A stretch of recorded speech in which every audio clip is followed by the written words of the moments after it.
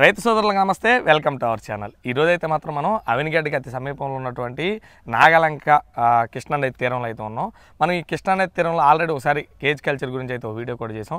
ఈరోజు చాలా సంవత్సరాలు అయింది కదా మనం ఆ వీడియో చేసి, దాని గురించి మరోసారి మళ్ళీ వీడియో చేద్దామని అయితే మాత్రం ఈరోజు ఈ వీడియో చేయడం అయితే జరిగింది. తో పాటు రైతు తలసల రఘుశేఖర్ గారు ఉన్నారు. అసలు అడిగి తెలుసుకుందాం మళ్ళీ అసలు దీని గురించి పూర్తి సమాచారం. గత 13 సంవత్సరాల నుంచి కూడా ఈ కేజ్ కల్చర్ అయితే చేస్తున్నారు. దీంట్లో లాభ నష్టాలు ఎలా ఉన్నాయి ఏంటనేది పూర్తి సమాచారాన్ని ఈరోజు ఈ వీడియోలో మీకు చూపించబోతున్నాను. ఇంకెందుకు ఆలస్యం, మన ఛానల్ చూస్తున్నాడు వెంటనే సబ్స్క్రైబ్ చేయండి, దాని పక్కన గంట సింబల్ నొక్కండి. Please subscribe. రైతు అన్నకి తోడు. నమస్కారం సార్. నమస్తే అండి. సార్, మనం ఇప్పుడు గత 2 సంవత్సరాల క్రితం వచ్చాం, వీడియో కూడా తీసుకున్నాం మీ కేజ్ కల్చర్లో. మీరు ఆల్రెడీ అప్పటికే ఇప్పుడు ప్రస్తుతానికి 13 సంవత్సరాల నుంచి కేజ్ కల్చర్లో ఉన్నారు. చాలామందికి ఈ పుండు కప్పకు సంబంధించిన వీడియోలు కొడితే మీరే వస్తాయి ఆల్మోస్ట్ యూట్యూబ్లో. అసలు మీరు ఈ కేజ్ కల్చర్ అనేది ఫస్ట్ అసలు ఎందుకు స్టార్ట్ చేయాలనుకున్నారు? అసలు యాక్చువల్గా మేము మా ఫాదర్కి వాళ్ళకి టెంపర్ డిపోస్ ఉండేవి, అడితీలు ఉండే అనమాట. కానీ నాకు ఆక్వాకల్చర్ మీద కొంచెం డబ్బులు ఎక్కువ వస్తాయనే ఉద్దేశంతో ఆక్వాకల్చర్ మీద చూస్తే ఎక్కువ ల్యాండ్ లెస్ కల్చర్ ఏదైతే ఉందో, పైగా మన ఊరికి దగ్గరగా ఉంది. మా ఊరు కూడా ఊర్లో దగ్గరే, జస్ట్ ఒక 1/2 కిలోమీటర్లు వెళ్తే మా ఇల్లు వచ్చేస్తుంది. అటువంటి దగ్గర ఉన్న ఏరియాలో కృష్ణా నది ప్రవాహం, మన ఊరు వెనకాల ఇంత ప్రవాహం ఉంది కదా, దీన్ని మనం ఏదైనా వాడుకోవచ్చు, దీంట్లో మనం ఏదైనా చేయొచ్చనే ఉద్దేశంతో మనం ఈ కేజ్ కల్చర్ చేద్దామనే ఉద్దేశంతో CMFRI అని central marine fisheries research institute కొచ్చిన్లో ఒక సంస్థ ఉంది. ఆ సంస్థ డైరెక్టర్ డాక్టర్ సైదారావు గారిని ఒక ఆయన తెలుగు ఆయనకి నేను తెలుగులో ఉత్తరం రాశాను, నాకు ఇంగ్లీష్ రాదు. తెలుగు ఉత్తరం రాస్తే ఆయన వెంటనే ఫోన్ చేశారు. చేసి బాబు నువ్వు ఇట్లా కావాలంటే మేము కారవారం అని చెప్పని ఉత్తర కర్ణాటకలో కారవారం ఏరియా ఉంది, గోవా పక్కన ఉంటుంది. దాంట్లో మేము ట్రైన్ చేస్తాము కేజ్ కల్చర్ మీద, మీరు వెళ్ళి ట్రైనింగ్ అవ్వండి అన్నారు. అక్కడికి వెళ్ళి మేము ట్రైన్ అయిన తర్వాత మాకు కొన్ని కేజీస్ ఇచ్చారు, ఫ్రీగా ఇచ్చారు. ఆ 2 కేజీస్ అనేది మాకు ఫ్రీగా ఇచ్చారు. ఆ ఫ్రీగా ఇచ్చే కేజీస్ ఎలా చేయాలి ఏంటి మొత్తం ట్రైన్ చేసిన తర్వాత మేము నిదానంగా ఇక్కడ నుంచి ఈ కేజీస్ వరకు వచ్చాం. తర్వాత వీటిలో మేము ప్రజెంట్ పండు చేపను మాత్రమే పెంచుతున్నాం. ఈ పండు చేప అయితే రైతుకి డబ్బులు వస్తాయి. అంటే మనం 1/2 కేజీ పెంచినా అమ్మేసుకోవచ్చు, కిలో పెంచిన అమ్మేసుకోవచ్చు, 2 కిలో పెంచిన అమ్మేసుకోవచ్చు, 3 కిలో పెంచిన అమ్మేసుకోవచ్చు. ఎనీ టైం ఎప్పుడైనా చేప అమ్మేసేయచ్చు. కానీ మనం వేసే చిల్లరలు పంపాను, ఇండియన్ పంపాను, ఈ వీటి చేపలు ఏంటంటే మినిమం 1/2 కిలో సైజు పెంచడానికి అవకాశం దాటితేనే మన మార్కెట్ ఉంటుంది, కిలో మార్కెట్ ఉండదు. కానీ పండు చేప ఎవరి గ్రీన్, మంచినీళ్ళు పెరుగుతుంది, ఉప్పు నీళ్ళు పెరుగుతుంది, ఏ నీళ్ళనే చేప పెరుగుతుంది. కాబట్టి ఈ పండు చేపను మనం 100 గ్రాముల వరకు పెంచుకుంటున్నాం. అంటే హ్యాచరీలో ఒక 1/2 ఇంచ్ సీడ్ తీసుకొచ్చి నర్సరీ చేస్తారు. మచిలీపట్నం దగ్గర గరాల దెబ్బలని కొన్ని ఏరియాలు ఉన్నాయి, అక్కడ నర్సరీ చేస్తారు. ఆ నర్సరీలో 2 ఇంచెస్ పెంచిన తర్వాత ఒక 5 గ్రామ్ 10 గ్రామ్స్ లోపు చేపను మేము తీసుకొచ్చి దీన్ని మేము 100 గ్రామ్స్ చేస్తాం. ఈ 100 గ్రామ్స్ చేసిన తర్వాత చేపను మేము రైతులకి 100 గ్రాములు చేపలు మేము అమ్ముతాం మార్కెట్లో. వాళ్ళు తీసుకెళ్ళి వాళ్ళ చెరువులో వేసుకుంటే వాళ్ళకి చైనా గురక సఫిషియెంట్గా ఫీడ్ కనుక వాళ్ళకి ఉండగలిగితే సంవత్సరానికి 3 కిలోలు పెరుగుతుంది వాళ్ళకి. 3 కిలోలు ఒక్కొక్క కేజీ సుమారు 400 రూపాయలు వేసుకున్నా 1200 రూపాయలు ఒక చేప మీద వాళ్ళకి ఒక చేప వస్తాయి. వేరే చేపలతో పోల్చుకుంటే ఇది మంచి ఎక్కువ రేట్ ఉండదు కాబట్టి ఉపయోగపడే చేప కాబట్టి మనం ప్రయత్నం చేసుకోవచ్చు. కాబట్టి రైతు సోదరులు ఎవరైతే ఉన్నారో ల్యాండ్ లెస్, నాకు వ్యవసాయం చేసి నాకు ఇంట్రెస్ట్ ఉంది ఆక్వాకల్చర్, కానీ నేను లీజు కట్టలేను, నాకు పొలం నాకు ఇలా దగ్గరలో ఉన్నప్పుడు ఈ ల్యాండ్ లెస్ కల్చర్ కాబట్టి ఎవరైనా సరే చేసుకోవచ్చు. గవర్నమెంట్ 40% సబ్సిడీతో, state fisheries government fishery department వాళ్ళు సబ్సిడీతో 40% సబ్సిడీ ఇస్తారు. దీంట్లో వాళ్ళు ట్రైన్ చేస్తారు. కాబట్టి నా దగ్గరికి వచ్చినా నేను ట్రైన్ ఇస్తాను, ఎలా చేసుకోవచ్చు అని చెప్పడానికి చేసుకోవడం అవకాశం ఉంటుంది. కాబట్టి ఎవరైనా సరే మనం ప్రయత్నం చేయాలంటే మనం ఈ విషయాలు మనం చేసుకోవచ్చు. ఓకే సార్, ఇప్పుడు మనం 100 గ్రాముల పిల్ల వరకే మీరు ఇచ్చేస్తా అంటున్నారు. చిన్నపిల్లని తీసుకొచ్చి సెకండ్ కల్చర్ని తీసుకొచ్చి మీరు 100 గ్రాములు చేస్తారు. అసలు దాన్ని ఇంకా పెద్ద సైజ్ ఎందుకు చేయలేకపోతుంది? అంటే మాకు ఇక్కడ నదీ ప్రవాహ ప్రాంతం అనేటప్పటికి కృష్ణా నదికి వరద వస్తాయి. అంటే మే జూన్ తర్వాత ఎప్పుడైనా మనం వరద రావడం అవకాశం ఉంటుంది. కాదు మనకి సంవత్సరం పాడు పెరిగితే మాత్రమే ఇది మనకి వెయిట్ వస్తుంది, సరైన వెయిట్ వస్తుంది.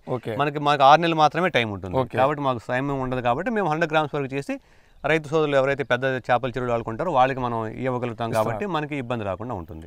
ఇప్పుడు ప్రధానంగా ఏంటంటే ఈ ఎక్కువ కూడా లైవ్ ఫిష్ అనేది తీసుకుంటుంది పొండి చేప అనేది.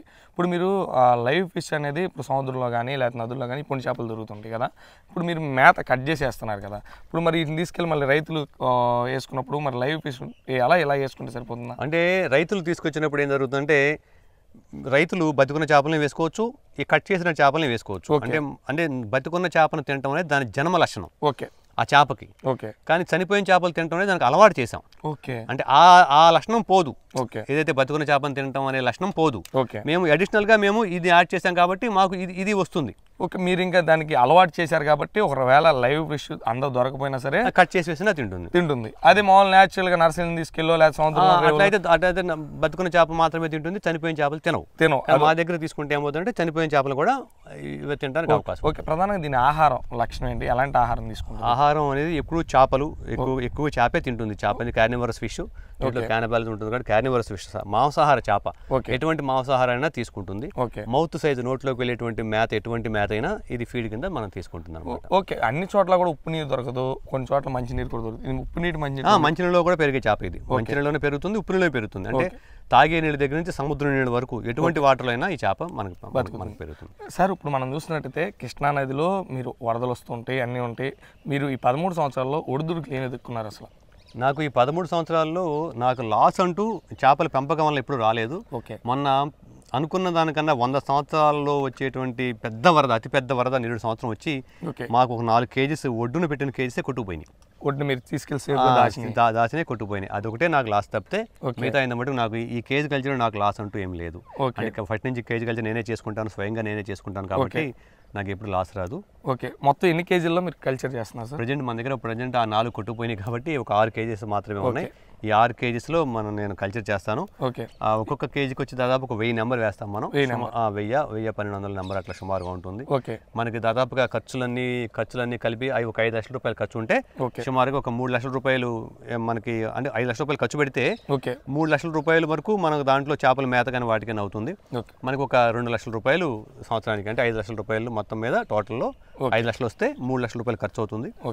2 లక్షల రూపాయల వరకు సంవత్సరానికి కాదు మనకు పెట్టి 6 నెలలు లెక్కేసుకోవాలి. 6 నెలలు అంటే మన సంవత్సరం మీరు ఉంచారు కాబట్టి ఒక 6 నెలల కాలంలో నాకు ఒక 2 లక్షల రూపాయలు సంవత్సరానికి సుమారుగా ఆదాయం ఉంటుంది. ఎవరైనా సరే ఇంట్రెస్ట్ ఉన్నటువంటి ఫార్మర్స్ ఎవరైనా, ల్యాండ్ లేనటువంటి రైతులు ఇంట్రెస్ట్ ఉన్నారు అనుకున్న వాళ్ళు ఎవరైనా, అయితే పెద్ద పెద్ద ఊరు చెరువులు ఉంటారు కదా, 50 ఎకరాలు 100 ఎకరాలు 10 ఎకరాలు 5 ఎకరాలు ఊరు చెరువులో ఎవరైనా ఇండ్ల పక్కనే మాకున్నాయి కల్చర్ చేద్దుకున్నాం అనుకున్న వాళ్ళు ఎవరైనా, తర్వాత యానాదులు కానీ ఎవరైనా ఎస్టీలు కానీ సముద్రాల పక్కన ఉండేటువంటి వాళ్ళు ఎవరైనా సరే మేము ఈ కేజ్ కల్చర్ చేద్దాం అనుకుంటే మేము వాళ్ళకి ట్రైనింగ్ ఉచితంగానే ఇస్తాను. నేను మాకు వచ్చి ఇలా చేసుకోవచ్చు అని ట్రైన్ చేస్తాం. స్టేట్ గవర్నమెంట్ వాళ్ళకి 30% నుంచి 40%, అది ఎస్సీ ఎస్టీలు అయితే 60% వరకు సబ్సిడీలు ఉండేటువంటి అవకాశాలు ఉన్నాయి.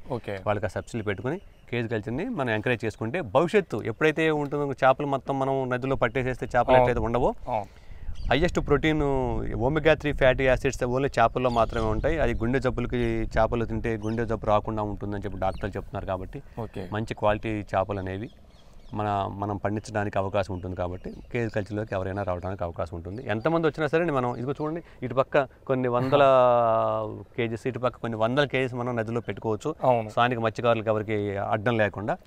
కాబట్టి మనకి ఇన్ని అవకాశాలు ఉన్నాయి కాబట్టి ఎవరైనా సరే ప్రయత్నం చేస్తారు. సార్ ఇప్పుడు మనం ఒక కేజీ తయారు చేసుకోవడానికి ఎంత ఖర్చు అవుతుంది? ఒక కేజీ సుమారుగా 1,50,000 రూపాయలు ఖర్చు అవుతుందండి. ఒక కేజీ వచ్చేటప్పటికి మనకి వాళ్ళలో కూడా కలిపి ఒక 5 సంవత్సరాల పాటు నికరంగా మనకి ఆదాయం తీసుకోవచ్చు. ఓకే సార్ ఇప్పుడు మనం చూసినట్టయితే ఈ కేజ్ అనేది ఒక్కోసారి వాటర్ అనేది హెచ్చు తగ్గులు ఉంటుంది, కొంచెం డౌన్ అవుతుంది. పోర్ట్ వచ్చినప్పుడు ఆటుపోట్ల మీద ఆధారపడి ఉంటుంది మీ ప్రాంతం అంతా కూడా. ఇప్పుడు ఇది ఎలా బేస్ అయి ఉన్నాయి? ఈ మనకి కింద డ్రమ్లు కనబడతాయి కదా, 200 లీటర్ డ్రమ్స్ అంటారు వాటిని. ఈ 200 లీటర్ డ్రమ్లు ఒక్కొక్క కేజీకి 8 డ్రమ్స్ పెడతాం మనం. ఆ 8 డ్రమ్ముల మీద మాత్రమే ఆధారపడి ఈ కేజెస్ ఉంటాయి అన్నమాట. మనం ఒక 10 మంది వచ్చినా ఈ డ్రమ్ములు అనేవి మునగవు, నీళ్ళలో మునగవు. ఈ కేజెస్ 200 కేజెస్ మీద అది డ్రమ్ముల మీద ఆధారపడిన కేజెస్ ఉంటాయి కాబట్టి వాటర్ వరద వస్తే పైకి వెళ్తాయి, అదే ఫ్లో హై టైడ్కి లో టైడ్కి కిందకి దిగుతాయి, అక్కడే ఉంటాయి. మనం ఆ పక్కన ఒక లంగర్ వేస్తాం, ఈ పక్కన ఒక లంగర్ వేస్తాం, మధ్యలో ఒక లంగర్ వేస్తాం. ఒడ్డును లాగి తాళ్ళు కడతాం కాబట్టి మాక్సిమం ఎటు కదలకుండా ఒకే చోటగా ఉంటాయి. స్టెబిలిటీగా ఎక్కడైతే ఉండాలనుకుంటారో అక్కడే ఉంటాయి.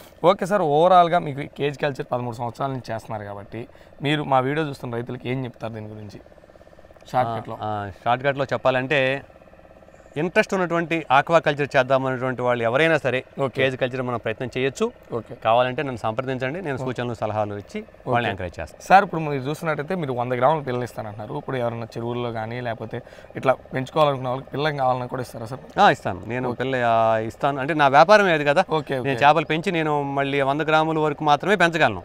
హాఫ్ కేజీ పెరిగితే నేను మార్కెట్ సైజ్ వేసేయచ్చు, కానీ మార్కెట్ సైజ్ నాకు రాదు కాబట్టి 100 గ్రామ్ సైజు ఎవరైనా వచ్చి కావాలని అనుకుంటే వాళ్ళకి మనం చేసి వాళ్ళకి చేపల చెరువులు వాళ్ళకి వాళ్ళకి మేత పర్ఫెక్ట్గా ఉంటే అంటే చైనా గొరకలు కానీ ఎటువంటి చేప అయినా సరే నోట్లోకి వెళ్ళే చేప కానీ లేదా కట్ చేసి ముక్కలుగా చేసిన ఫీడింగ్ చేసిన చేపలు వాళ్ళకి అందుబాటులో ఉంటే మనం వాళ్ళకి చేపలు తీసుకెళ్ళచ్చు. సార్ ఇంకొక డౌట్ ఏంటంటే చాలా మంది వీడియో ఏదో నది ఒడ్డునో లేదా నదిలోనో పెట్టి మీరు పెంచుతున్నాం అంటున్నారు. ఇప్పుడు వీటిలో దొంగతనం జరిగే ఏమైనా ఉండిద్దా? అంటే మ్యాక్సిమం దొంగతనం ఉండదు. అంటే ఎవరైతే ఫిషర్మెన్స్ మత్స్యకారులు ఉంటారో వాళ్ళందరూ మనతో మంచిగా ఉంటారు. ఒకవేళ మీకు ఏదైనా డౌట్ ఉంటే కొంచెం సీసీ కెమెరా లాంటివి లైట్స్ ఏర్పాటు చేసుకోగలిగితే మనకు అటువంటి సమస్య తగ్గుతుంది. Okay sir. ఇప్పుడు ఇదైతే మాత్రం పర్మిషన్ గవర్నమెంట్ ఇచ్చింది నదిలో పెంచుకోవాలి? గవర్నమెంట్ పర్మిషన్ ఇస్తుంది. ఒక్కొక్క కేజీకైనా పర్మిషన్ ఇస్తుంది. సుమారు 10 కేజీస్ అయినా పర్మిషన్ ఇస్తుంది. ఓకే. శాశ్వతమైన పర్మిషన్ కూడా ఇస్తుంది. అంటే ఒకసారి సింగిల్ టైం అమౌంట్ కడితే లైఫ్ పర్మిషన్ కూడా వస్తుంది గవర్నమెంట్. Okay okay. మనం చూస్తున్నాం కదా సార్ అయితే మాత్రం ఈ కేజ్ కల్చర్లో అయితే మాత్రం ఈ పొండు కప్ సాగు అయితే చేస్తున్నారు. ఒకవేళ వీటికి సంబంధించి ఇంకా పూర్తి సమాచారం కావాలన్నా సరే కింద ఉన్న నెంబర్కి అయితే కాల్ చేసి తెలుసుకోవచ్చు. అలాగే ఈ పిల్లలు కావాలన్నా కూడా ఉండరు.